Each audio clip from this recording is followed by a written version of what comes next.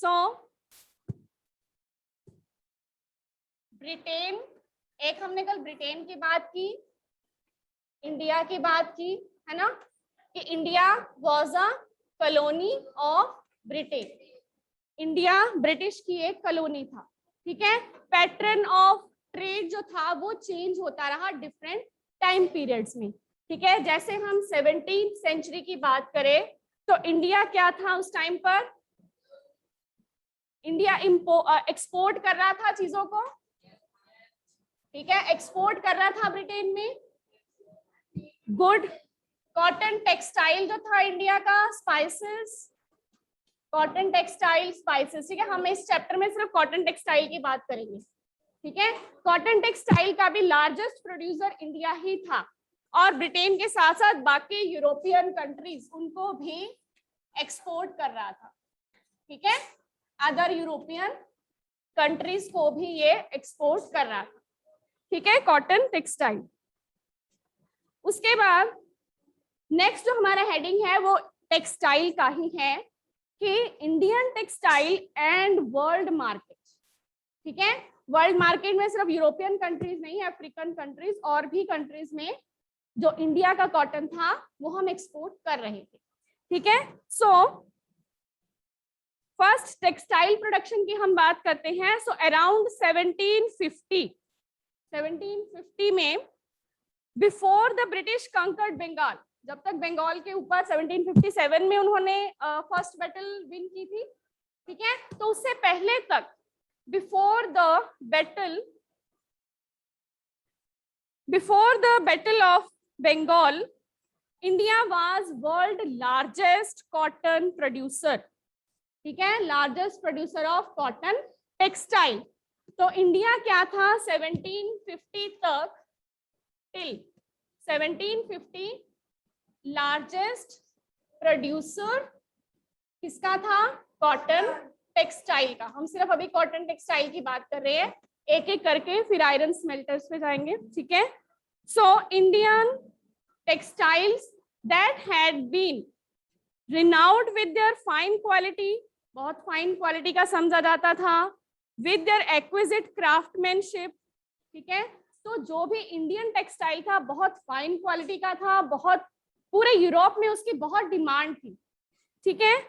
They were extensively traded in South East Asia, और इसी के साथ साउथ ईस्ट एशिया में भी ट्रेड कर रहे थे, जैसे जावा, सुमात्रा, ये कंट्रीज भी, और वेस्ट के कंट्रीज एंड सेंट्रल एशिया, मतलब पूरे वर्ल्ड के डिफरेंट कंट्रीज में जो ट्रेड था वो हो रहा था, ठीक है। फ्रॉम 16th सेंचुरी, अब 16th सेंचुरी से अगर हम स्टार्ट करें तो 16th सेंचुरी से ही European trading companies they started begin buying Indian textile. तो 16th सेंचुरी से ही उन्होंने टेक्सटाइल को जो परचेज करना था वो स्टार्ट कर दिया था, ठीक है। And their sale in Europe also, memories of these flourishing trade, और धीरे धीरे ये जो ट्रेड था ये डेवलप होता रहा। And craftsmanship of Indian weavers, cotton textile 16th century से, अभी हम सिर्फ कॉटन टेक्सटाइल की ही बात करेंगे, ठीक है। यूरोपियन कंट्रीज में ब्रिटेन, तो इंडिया में ब्रिटिश ईस्ट इंडिया कंपनीज एक नहीं थी, कई आई थी कंपनीज ट्रेड करने के लिए, ठीक है। तो सभी यूरोपियन कंट्रीज, और साथ साथ में हमने ईस्ट सेंट्रल एशिया के भी कंट्रीज की बात की, एशियन कंट्रीज की भी बात की, कि सिर्फ पूरे वर्ल्ड के बहुत सारे कंट्रीज में, सिर्फ यूरोपियन कंट्रीज में नहीं, ठीक है। So Indian weavers is preserved in many words still current in English and other language, और जो यहाँ से हम एक्सपोर्ट कर रहे थे क्लोथ, वो अभी भी कई वर्ल्ड की लैंग्वेज में कुछ वर्ड्स प्रिजर्व हैं जो इंडियन कॉटन टेक्सटाइल के लिए यूज किए जा रहे थे, ठीक है। हाँ जी Aarush, what do you want to say? Yes, हाँ जी अनंत, so keep standing for few minutes. So many words still दूसरी लैंग्वेज में भी यूज किए जा रहे हैं। It is interesting to trace the origin of such words. अब कौन कौन से वर्ड्स यूज किए जा रहे हैं, ठीक है, उनकी हम बात करते हैं। कि जैसे हमने पिछले टॉपिक में, इंडिगो वाले टॉपिक में किया था कि कलर टेल द हिस्ट्री, कि कलर की भी हिस्ट्री होती है, ठीक है। इंडियन इंडिगो, और वहां पे भी वुड्स ग्रो कर रहे थे, दोनों कलर सेम थे, लेकिन इंडियन इंडिगो रिच कलर की थी, है ना। इसी तरह वर्ड्स की भी हिस्ट्री है, और वो वर्ड्स किससे रिलेटेड है, कॉटन से, ठीक है। So European traders first encountered fine cotton cloth from India. सबसे पहले जो यूरोपियंस को इंडियन कॉटन के बारे में पता चला, तो वो उन्हें कहां से पता चला, carried by Arab merchant in Mosul, ठीक है, प्रेजेंट डे इन इराक। तो इसलिए उन्होंने उस फाइन जो कॉटन उनको वहां पे मिली, उसका नाम उन्होंने क्या रख दिया, मुस्लिम, ठीक है। तो यहाँ पे किस एरिया में मिली उन्हें, मसूल में, उसका नाम उन्होंने क्या रख दिया, मुस्लिम, मतलब एरिया के नाम से उन्होंने कॉटन का नाम रख दिया, ठीक है। The word that acquired wide currency, मतलब बहुत फेमस हो गया ये कॉटन, और काफी ट्रेड भी इसका रहा। करेंसी मतलब कि काफी करेंसी इन सर्कुलेशन उसने कमाई उस कॉटन ने।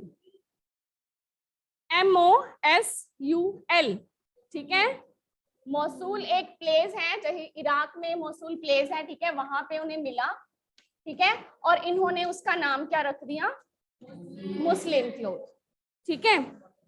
सो अब इसी तरह पोर्टुगीज जब फर्स्ट इंडिया में आए, तो उन्होंने स्पाइसेस के लिए आए थे, ठीक है, और वो कहां पर लैंड किए, कैलिकट में।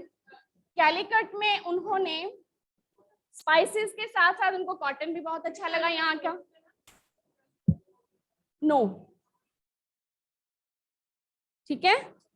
सो कैलिकट में जब वो आए, तो then in Kerala, Calicut on Kerala coast, ठीक है, in South West India. So cotton textile भी वो अपने साथ ले गए यहां से, and along with the spices, और उस कॉटन का नाम उन्होंने कैलिको, ठीक है, मतलब कैलिकट से कॉटन लेके गए हैं, तो उसका कैलिको उन्होंने नाम रख दिया। And subsequently calico became the general name for all cotton textile, और जितने वहां पे ब्रिटेन में कॉटन मिल रही थी, सबका ही नाम उन्होंने कैलिको रख दिया, जो इंडिया से जा रही थी, ठीक है। And there are many other words which point to be popularity for Indian textiles on western markets.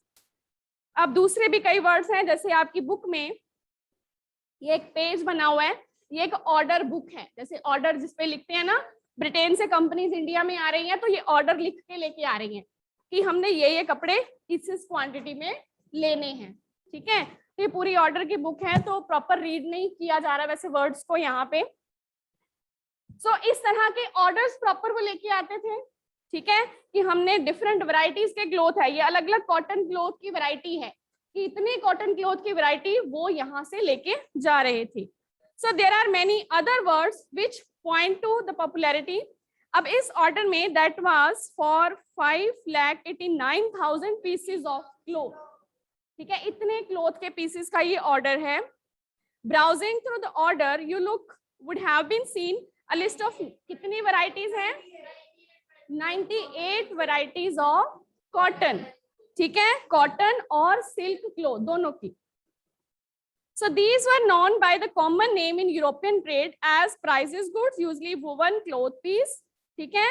अब उसमें एक जो क्लॉथ पीस है वो 20 yards लॉन्ग या 1 yard वाइड, ठीक है, ये अप्रोक्सीमेटली उसका साइज होता है, ठीक है, और उस तरह के उन्होंने इतने पीसेस का ऑर्डर दिया हुआ है, ठीक है। तो ये सारी चीजें क्या बता रही है, पॉपुलैरिटी, कि इंडियन टेक्सटाइल की कितनी पॉपुलैरिटी थी, कितनी डिमांड थी यूरोपियन मार्केट्स में, और किस तरह से उन्होंने उनके नेम वहां पे, नेम से हमें हिस्ट्री पता चल रही, ठीक है। Then now look at the names of different varieties of clothes in the book. अब इसमें आपको अलग अलग पिक्चर्स भी आपकी बुक में बनी हुई हैं, जैसे यहाँ पे बनी हुई है पटोला वीव बनी हुई है, ये पटोला वीव है, ठीक है, जो कि अहमदाबाद, पाटन, सूरत, और यहाँ पे जामदानी वीव, ठीक है। ये अलग अलग तरह के क्लोथ्स की कॉटन क्लोथ्स में ही अलग अलग वैरायटीज है, ठीक है। अब इसमें एक और among the pieces order in bulk, एक जो और ज्यादा ऑर्डर होता था वो होता था प्रिंटेड कॉटन क्लोथ। ठीक है, वो कॉटन क्लोथ तो है ही, उसके ऊपर फ्लावर प्रिंट होते थे, उसका नाम क्या होता था? चेन्स। ठीक है, चेन्स, कोसायस, और जैसे कि इसका हिंदी में ब्रैकेट में नेम लिखा हुआ है खासा एंड बंदाना। ये बंदाना वो नेम वो यूज कर रहे हैं। ठीक है, अब इनमें से इंग्लिश का जो नेम चिंस है ये भी हिंदी वर्ड से लिया गया है। ठीक है, हिंदी का वर्ड क्या था? चेंत। ठीक है, चेंत वर्ड है। और that cloth with small colourful flowery design उस पे बने होते थे। और 1680 मतलब 17th सेंचुरी में ही बहुत क्रेज था यूरोपियन लोगों में यहाँ के कॉटन के लिए। ठीक है, उनके बीच में इसका बहुत क्रेज था। और यहाँ तक कि rich people of England including queen they were wearing the clothes of this Indian fabric. ठीक है, सो सिमिलरली अब ये जो बंदाना वर्ड है ये भी refers to brightly coloured cloth. ठीक है, प्रिंटेड स्कार्फ, जिस तरह के स्कार्फ हम गले के राउंड बांधते हैं, ठीक है, उनको भी बांधना वर्ड कि उस कपड़े को बांध के टाई एंड डाई किया जाता था तो उसका नाम बांधना था, तो उसको ही उन्होंने क्या बना लिया? बंदाना। ठीक है, तो इस तरह चेंट्स, बंदाना, ये डिफरेंट वर्ड्स भी हैं। और नेक्स्ट पेज पे भी दो फ्लावर डिजाइन है। ठीक है, इनमें से एक ये बंदाना डिजाइन है, जैसे कपड़े को बीच में से बांधा गया है। ठीक है, बांध के टाई एंड डाई किया गया है। देन इसमें प्रिंटेड डिजाइन, अब ये ऊपर चेंट्स का डिजाइन दिखाया गया है। ठीक है, चेंट्स क्लोथ।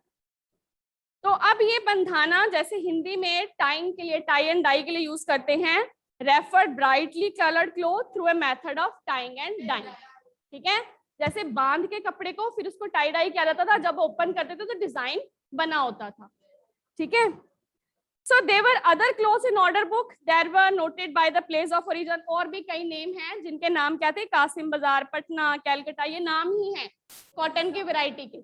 ठीक है, Odisha, चारपुर, and widespread of use of such words shows how popular Indian textile had become in different parts of world. ठीक है, कि इंडियन क्लोथ की, कॉटन क्लोथ की वैरायटी कैसी इंपॉर्टेंट हो गई थी। क्लियर? अब इंडियन टेक्सटाइल, अब यहां से तो बहुत डिमांड है। ठीक है, good morning ma'am. Sit down, sit down. I'll take you 2 minutes. Okay. Then you be mic and you unmute all. And how many have you joined our program? Sit down, beta. Sit down. Total आपकी class में कितने? At present here, total students. Total कितने हो गए? 11 and 26. The rest of all are missing. Huh? They are not there. This is not good. Anyhow, so I'll take your 2 minutes. Do you know that on the 12th of November, one exam is going to be held? Do you know? On 12th of November, one all India level exam is going to be conducted. Yes. Do you know? Your teachers might have told you. No? Anyhow, I'll let you know. On 12th of November, NAS exam is going to be conducted. What's the meaning of this NAS? N stands for national, A stands for achievement, and S stands for survey. Okay? Survey is going to be done all India level. And this survey will be done in all the schools, government schools as well as private schools. Otherwise, this survey was also done in the previous years too. After 3 or 4 years, the survey is done by the government, but the private schools, they were not the part of that. Okay. Now the private schools are also the part of that. Okay. So that's why you have also to appear in this exam. Okay. And this exam is to be conducted in languages, maths, science, social studies. Okay, math, science, social study, and languages, right? And in the booklet, whatever the booklet will be given to you, that will have only 2 subjects. And we won't be knowing, and you won't be knowing that which 2 subjects, but we have to prepare for 4 subjects. There is no special syllabus for that. whatever you are studying, whatever you have studied in the previous class, that will be a syllabus of that. Okay. But two type of the parts will be there. One part of the question paper will be the academic and another will be non-academic. Academic means jo aap padh rahe ho, the subject wise. Okay. Non-academic means that questions may belong to your country, to your family, to your school, may be related to you yourself. Okay.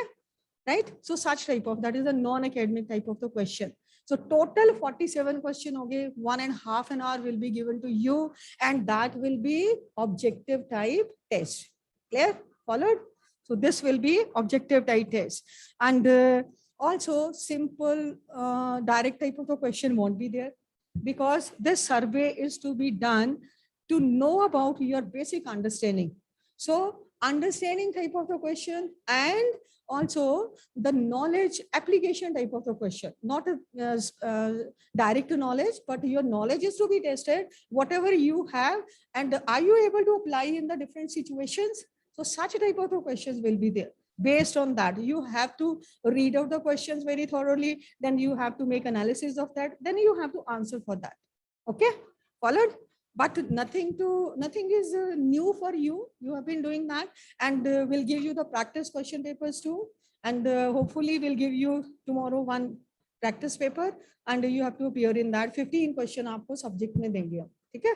Right? And on 4th of October, maybe if our school is selected, okay, then you may have one practice test from that side too. Okay, but I told you that all over India, the schools are to be selected, classes are to be selected, students are to be selected. Whole of the class, whole of the school cannot be, but random selection will be there. But you all are to prepare for that. ये नहीं है कि एक हो जाए, दूसरा हो जाए, and you are unable to, because you will be reflecting the result of whole of your school, whole of your class. Okay. So everyone is to prepare itself very thoroughly. Everyone is to prepare. Clear? Have you followed this? Any doubt? Yes? No doubt? For 12th of November. Application based question and understanding type of question. Okay. In the school, on that day, you all are supposed to be present in the school. What? Free? Yeah. It's free of, because government is going to do the survey. Okay? हाँ बिल्कुल compulsory है, एक भी बच्चा absent नहीं होगा उससे, ठीक है? टेक इट सीरियसली, बिल्कुल कंपल्सरी है। पर ये नहीं पता आपकी टर्न उस दिन आएगी कि नहीं, बट है compulsory. You are to be present on that day by all means, right? Otherwise you will be answerable for that. So no doubt now? Okay बेटा. क्या किसी ने नहीं, ऑन द स्पॉट सिलेक्शन होगी स्टूडेंट्स की, ठीक है? ऑन द स्पॉट टीम आएगी, ऑन द स्पॉट पेपर लेके आएंगे, ऑन द स्पॉट सिलेक्शन होगी सबकी. पर हमने सभी ने तैयारी करनी है, वो बच्चा भी होना चाहिए, उसकी तैयारी भी होनी चाहिए, ठीक है? Right? Okay, all the best.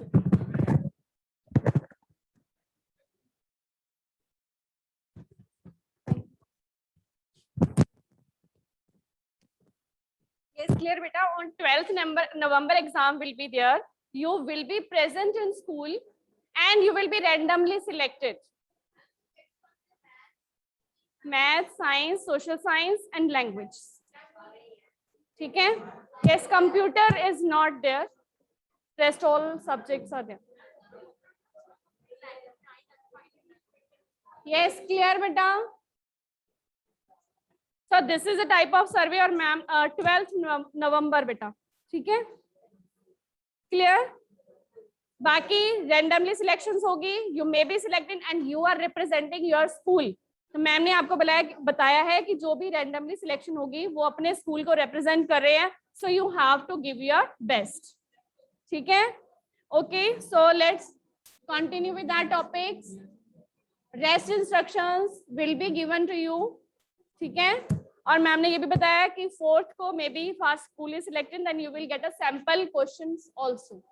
ठीक है, नॉलेज बेस्ड अभी आपको जो एग्जाम में आए हैं ना बेटा एमसीक्यूज, वो नॉलेज एप्लीकेशन बेस्ड ही थे, ठीक है, वो लर्निंग बेस्ड भी थे and application. Yes, now let's continue with that topic. So yes, so we were discussing about cotton textile.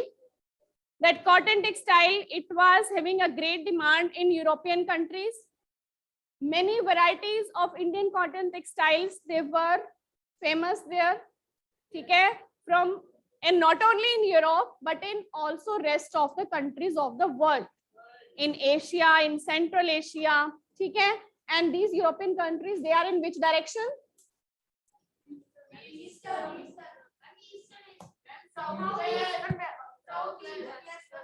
Wait,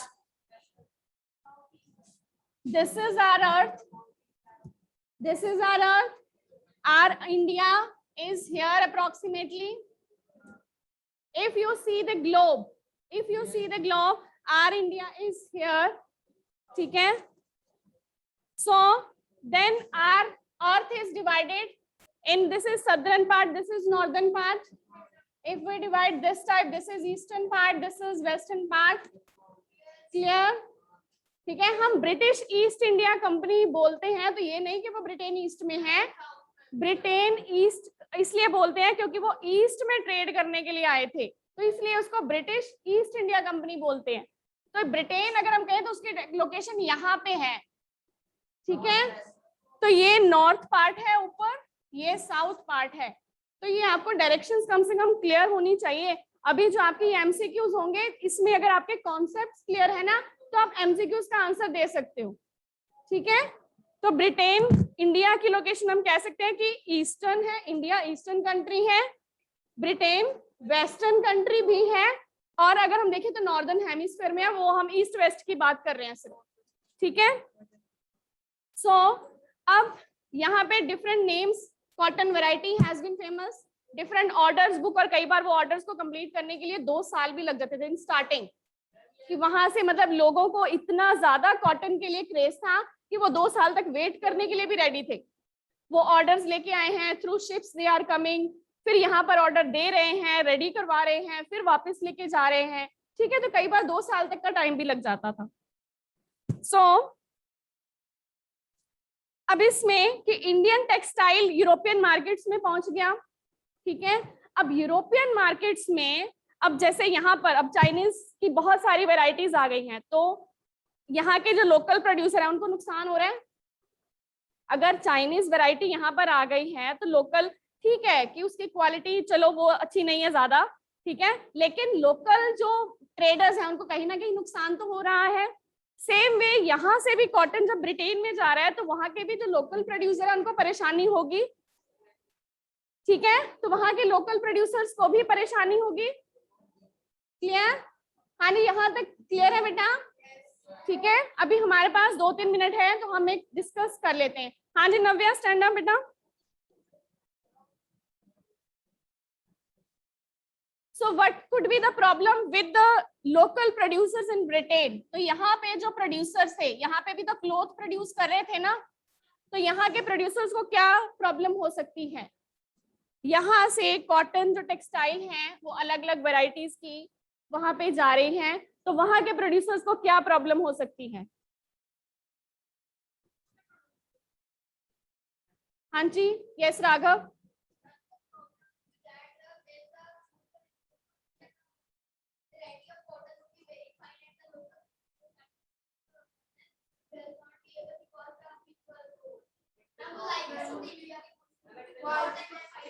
तो मोस्ट प्रोबेबली रीजन ये है कि इंडिया की कॉटन जो जा रही है वो फाइन क्वालिटी की है, ठीक है, फाइन क्वालिटी की है, और उन्होंने चाहे कॉपी करना स्टार्ट कर दिया, ठीक है. वहां के जो लोकल क्लॉथ है उसकी डिमांड भी कम हो गई.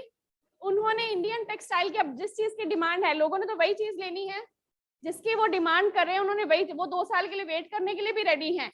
और वहां के जो प्रोड्यूसर हैं उन्होंने भी कॉटन बनाना स्टार्ट कर दिया, ठीक है. सेम कॉटन को उन्होंने कॉपी करना स्टार्ट कर दिया, बनाना स्टार्ट कर दिया, लेकिन फिर भी वो इनको कम्पीट नहीं कर पा रहे. इंडियन टेक्सटाइल को compete नहीं कर पा रहे हैं, ठीक है। ठीक है, तो इसी का टॉपिक हम कल कंटिन्यू करेंगे।